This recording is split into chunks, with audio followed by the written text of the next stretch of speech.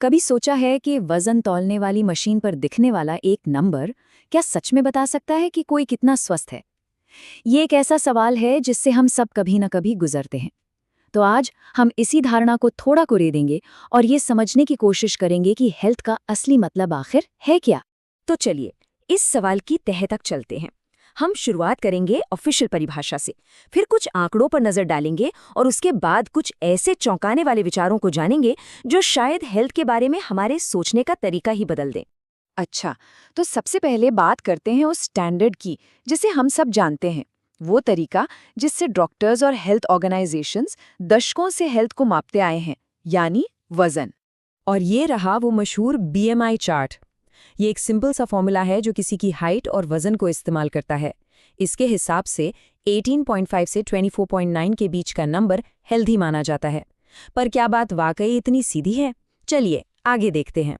तो मतलब ये है कि बीएमआई एक क्विक टूल है जिसे हेल्थ प्रोफेशनल्स ये अंदाज़ा लगाने के लिए इस्तेमाल करते हैं कि किसी का वजन उसकी हाइट के हिसाब से हेल्दी रेंज में है या नहीं, और दशकों से हेल्थ को आंकने का ये एक बेसिस रहा है। ठीक है, तो परिभाषा तो काफी सीधी सादी है, लेकिन असल में ये कैटेगरीज कितनी कॉमन है? चलिए जरा अमेरिका के नंबर्स पर नजर डालते हैं और ये आंकड़े सच में काफी कुछ बताते हैं। जरा सोचिए इस बारे में। अमेरिका में करीब करीब हर 3 में से एक अडल्ट को ओवरवेट की कैटेगरी में रखा गया है। ये है 30.7%। ये बहुत बहुत बड़ा नंबर है। और कहानी यहीं खत्म नहीं होती। इससे भी बड़ा नंबर 42.4% ओबीसिटी यानी मोटापे की कैटेगरी में आता है। इसका मतलब हुआ कि 5 में से 2 से भी ज्यादा अमेरिकी अडल्ट्स। ये दिखाता है कि ये कितना फैला हुआ है। अब अगर इन दोनों को मिला दें तो तस्वीर और भी ज्यादा चौंकाने वाली हो जाती है। करीब 73.1%, यानी हर 4 में से 3 अमेरिकी अडल्ट्स या तो ओवरवेट हैं या ओबीस हैं। ये आबादी का एक बहुत बड़ा हिस्सा है। लेकिन देखिए, कहानी में और भी पढ़ते हैं। जब इस डेटा को नस्लीय और जातीय समूहों के हिसाब से देखा जाता है तो काफ़ी असमानताएं दिखती हैं। मिसाल के तौर पर गैर हिस्पैनिक अश्वेत वयस्कों में मोटापे की दर सबसे ज़्यादा है।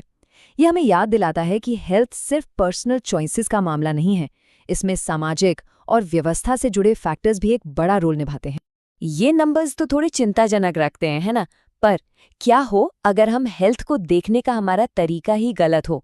चलिए अब एक बिल्कुल अलग एंगल से इसे देखते हैं। एक ऐसी बायोलॉजिकल रियलिटी जो शायद सब कुछ बदल दे।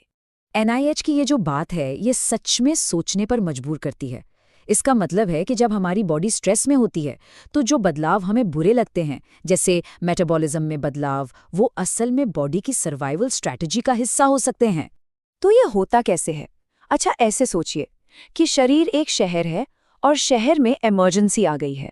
नॉर्मल दिनों में शहर अपने मेन पावर प्लांट्स यानी कार्ब्स से एनर्जी लेता है, लेकिन इमरजेंसी में वो सारी एनर्जी इमरजेंसी सर्विसेज यानी इम्यून सिस्टम की तरफ डाइवर्ट कर देता है, भले ही इसके लिए उसे कहीं और से एनर्जी खींचनी पड़े। इसको ऐसे भी समझ सकते हैं, जब कोई बीमार पड़ता है तो उसका इम्यून सिस्टम एक तरह से जंग लड़ रहा होता है और उसे फ्यूल चाहिए। तो शरीर एक कमाल की चीज करता है, वो अपने ही मसल्स और फैट को तोड़कर अपनी सेना के लिए इमरजेंसी फ्यूल बनाता है। ये सेल्फ डिस्ट्रक्शन नहीं है, ये सर्वाइवल है। तो अगर हमारी बॉडी इतनी स्मार्ट और कॉम्प्लेक्स है तो क्या हमें हेल्थ को देखने का अपना नजरिया बदलने की जरूरत नहीं है? चलिए अब बायोलॉजी से हटकर एक फिलॉसफी की बात करते हैं जो हमारे सोचने के तरीके को चैलेंज करती है।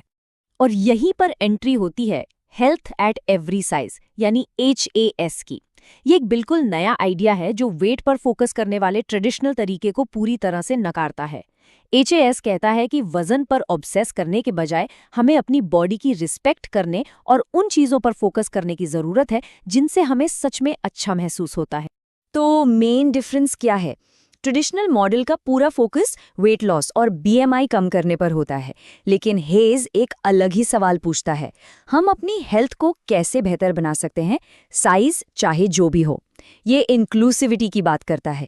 ये मानता है कि हेल्थ कई अलग अलग शेप्स और साइजेस में आती है। तो असल दुनिया में ये दो फिलॉसफीज दिखती कैसी हैं? चलिए हेल्थ को देखने के इन दो अलग अलग रास्तों को समझते हैं। पहला रास्ता तो ट्रेडिशनल है। इसमें स्ट्रक्चर प्रोग्राम्स पर फोकस होता है, जैसे सीडीसी वाले प्रोग्राम्स। ये परिवारों को न्यूट्रिशन, एक्सरसाइज और हेल्दी हैबिट्स बनाने के बारे में सिखाते हैं। और दूसरा रास्ता वो कहीं ज़्यादा पर्सनल है। ये हेज फिलॉसफी से आता है और ये सब माइंडसेट का खेल है, जैसे सोशल मीडिया से डाइट कल्चर को हटाना, अपनी बॉडी के लिए ग्रैटिट्यूड फील करना और बाहरी रूल्स फॉलो करने के बजाय अपनी बॉडी की ज़रूरतों को सुनना। तो इस सारी बातचीत के बाद हम कहाँ पहुँचे? हेल्थ आखिर है क्या? क्या यह बस एक नंबर है जिसे स्केल पर मापा जा सकता है, या ये हमारी बॉडी का सर्वाइवल के लिए किया जाने वाला एक कॉम्प्लेक्स डांस है, या फिर ये कुछ और भी गहरा है, रिस्पेक्ट और सेल्फ केयर की एक पर्सनल प्रैक्टिस? हो सकता है इसका कोई एक सीधा जवाब हो ही ना, और शायद पॉइंट यही